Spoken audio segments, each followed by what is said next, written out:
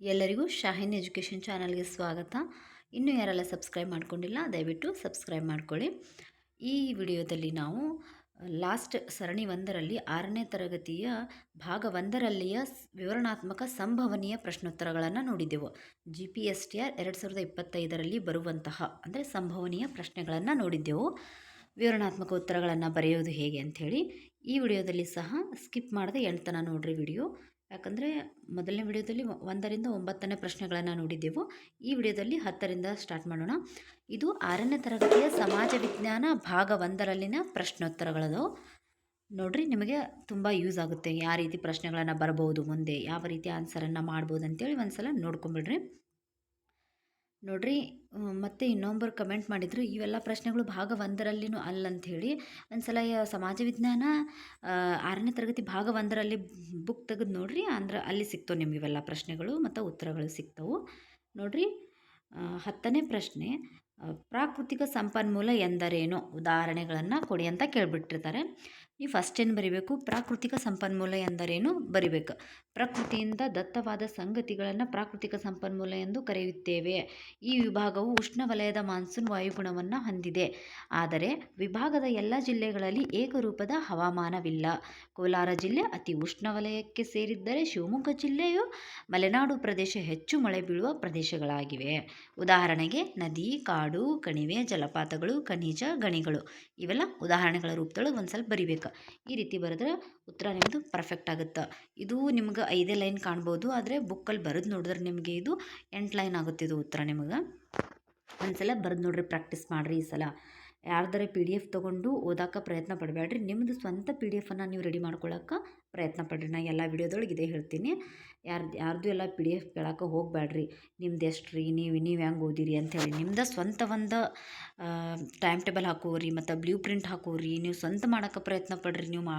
ನೀವು ಸ್ವಂತ ಮಾಡೋದ್ರಿಂದ ಭಾಳ ದಿನಗಳ ಕಾಲ ನಿಮ್ಗೆ ನೆನ್ಪು ಉಳಿತದೆ. ನಿಮ್ಮ ಸ್ವಂತ ನೀವು ಒಂದು ಟೈಮ್ ಟೇಬಲ್ ಹಾಕೋರಿ ಮತ್ತು ಸ್ವಂತ ನೋಟ್ಸನ್ನು ಮಾಡೋದನ್ನು ಕಲೀರಿ. ನೋಡಿರಿ, ಇದು 1ನೇ ಪ್ರಶ್ನೆ. ಪ್ರಶ್ನೆ 11, ಬೆಂಗಳೂರು ವಿಭಾಗದಲ್ಲಿ ಕುಡಿಯುವ ನೀರಿಗೆ ಅಭಾವ ಉಂಟಾಗಲು ಕಾರಣವೇನು?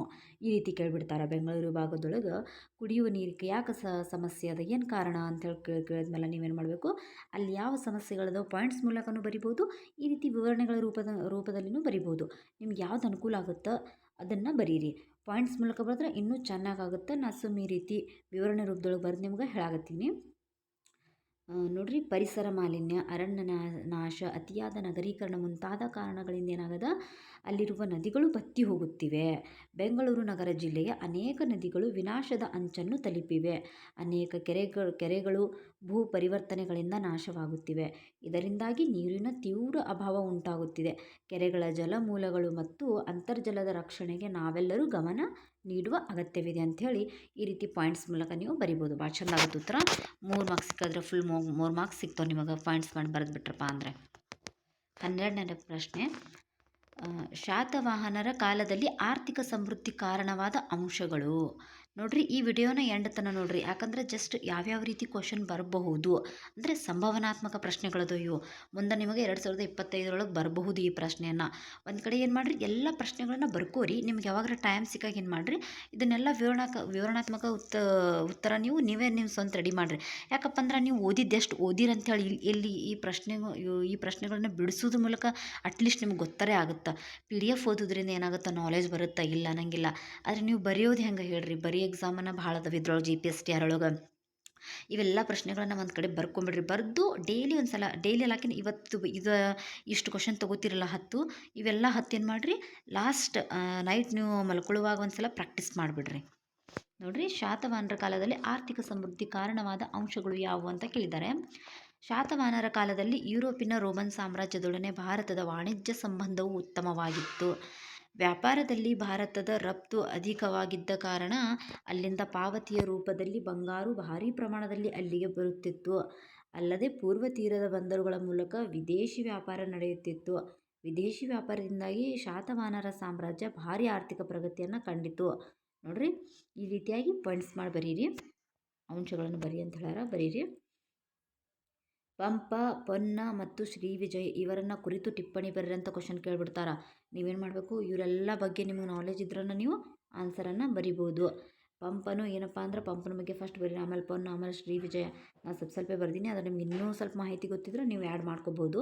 ಪಂಪನು ಕನ್ನಡದ ಶ್ರೇಷ್ಠ ಕವಿ. ಇವನು ಕನ್ನಡದಲ್ಲಿ ಮೊಟ್ಟ ಮೊದಲ ಮಹಾಕಾವ್ಯ ರಚಿಸಿದನು. ಆದ್ದರಿಂದ ಪಂಪನನ್ನು ಕನ್ನಡದ ಆದಿಕವಿ ಎಂದು ಕರೆಯುತ್ತಾರೆ. ಆದಿಪುರಾಣ ಮತ್ತು ವಿಕ್ರಮಾರ್ಜುನ ವಿಜಯ ಪಂಪನ ಶ್ರೇಷ್ಠ ಮಹಾಕಾವ್ಯಗಳಾಗಿವೆ. ಈಗ ಪೊನ್ನನ್ನು ನೋಡೋದು. ಪೊನ್ನನು ಹಳೆಗನ್ನಡದ ಮೂವರು ರತ್ನತ್ರಯರಲ್ಲಿ ಒಬ್ಬನು. ಪೊನ್ನ ರಾಷ್ಟ್ರಕೂಟರ ಕೃಷ್ಣನ ಆಶ್ರಯವನ್ನು ಪಡೆದಿರ್ತಾನ. ಇವನಿಗೇನು ಬಿರುದಿರ್ತದಪ್ಪ ಅಂದ್ರೆ ಉಭಯ ಚಕ್ರವರ್ತಿ ಎಂದು ಕರೆಯುತ್ತಿದ್ದರು. ನೆಕ್ಸ್ಟ್ ಕವಿರಾಜನ ಬಗ್ಗೆ ಬರಿಬೇಕು. ಕವಿರಾಜ ಮಾರ್ಗ ಅಲ್ಲ, ಶ್ರೀ ವಿಜಯನ ಬಗ್ಗೆ ಬರಿಬೇಕು. ಆ ಕವಿರಾಜ ಮಾರ್ಗ ಎಂಬ ಮಹತ್ವದ ಲಕ್ಷಣಗಳು ಹೊಂದಿರುವ ಗ್ರಂಥವನ್ನು ರಾಷ್ಟ್ರಕೂಟರ ಕಾಲಕ್ಕೆ ಸೇರಿದ್ದಿದ್ದು ಕವಿರಾಜ ಮಾರ್ಗ. ಇದನ್ನು ಯಾರು ರಚಿಸ್ತಾರಪ್ಪ ಅಂದ್ರೆ ಶ್ರೀ ವಿಜಯ ರಚಿಸ್ತಾರ. ಇವ್ರ ಬಗ್ಗೆ ಇನ್ನೊಂದು ಸ್ವಲ್ಪ ಮಾಹಿತಿ ಗೊತ್ತಿರೋ ನೀವು ಆ್ಯಡ್ ಮಾಡ್ಕೋಬಹುದು. ನಾನು ಜಸ್ಟ್ ಹಿಂಗೆ ತೋರಿಸ್ತಾ ಇದ್ದೀನಿ ನಿಮಗೆ. 14ನೇ ಪ್ರಶ್ನೆ, 3ನೇ ಗೋವಿಂದನ ಸೈನಿಕ ಸಾಧನೆಗಳನ್ನು ಬರೆಯಿರಿ. ಅಲ್ಲಿ ಸ್ವಲ್ಪ ಟೈಪ್ ಮಾಡುವಾಗ ತಪ್ಪಾಗಿದೆ. ಸಾಧನೆಗಳನ್ನು ಬರೆಯಿರಿ ಅಂತ ಕೇಳಿದ್ರಪ್ಪ ಅಂದರೆ ನೀವೇನು ಮಾಡಬೇಕು, ಸಾಧನೆಗಳನ್ನು ಏನು ಮಾಡಬೇಕು, ಬರಿಬೇಕು. ನೋಡ್ರಿ, 3ನೇ ಗೋವಿಂದನು ರಾಷ್ಟ್ರಕೂಟ ಸಾಮ್ರಾಟರಲ್ಲಿ ಅತಿ ಗಣ್ಯನು. ಇವನು ದಕ್ಷಿಣ ಭಾರತದ ಎಲ್ಲೆಡೆ ಪ್ರಭುತ್ವ ಸಾಧಿಸಿದನು. ಮುಂದೆ ಹಿಮಾಲಯದ ತಪ್ಪಲಿನವರೆಗೂ ತನ್ನ ಸೈನ್ಯದೊಂದಿಗೆ ಜಯಬೇರಿ ಬಾರಿಸುತ್ತಾ ಮುನ್ನಡೆದನು.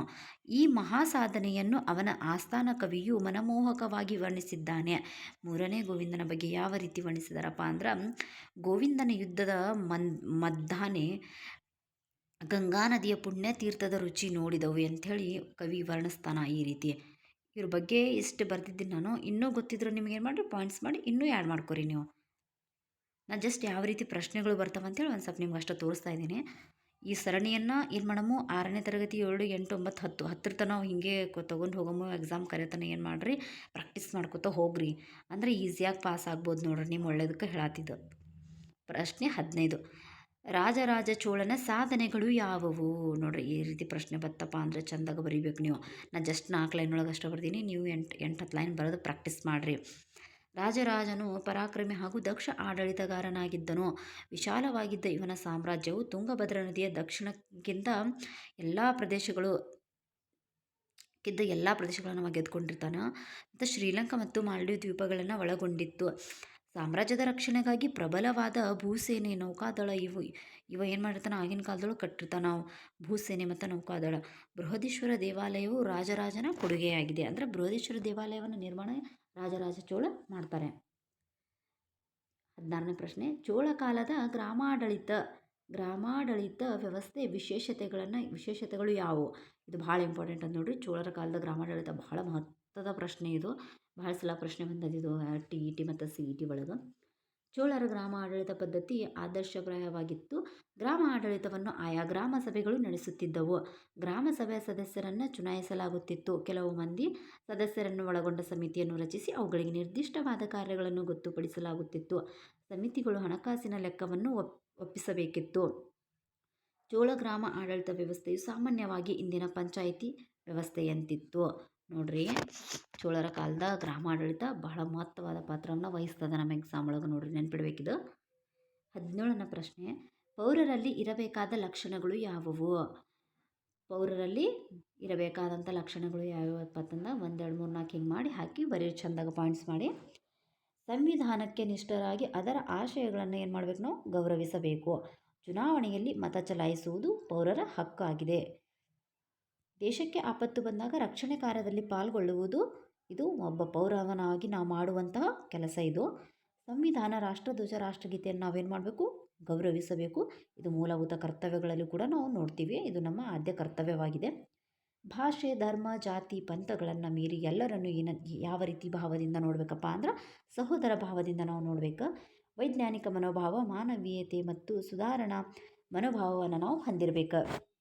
18ನೇ ಪ್ರಶ್ನೆ, ಪೌರತ್ವವನ್ನು ಪಡೆಯುವ ವಿಧಾನಗಳನ್ನು ತಿಳಿಸಿ ಅಂತ ಕೇಳಿರ್ತಾರೆ. ನೋಡ್ರಿ, ಒಂದು ದೇಶದ ಸದಸ್ಯತ್ವವನ್ನು ನಾವೇನಂತ ಕರಿತೀವಿ, ಪೌರತ್ವ ಅಂಥೇಳಿ ಕರಿತೀವಿ.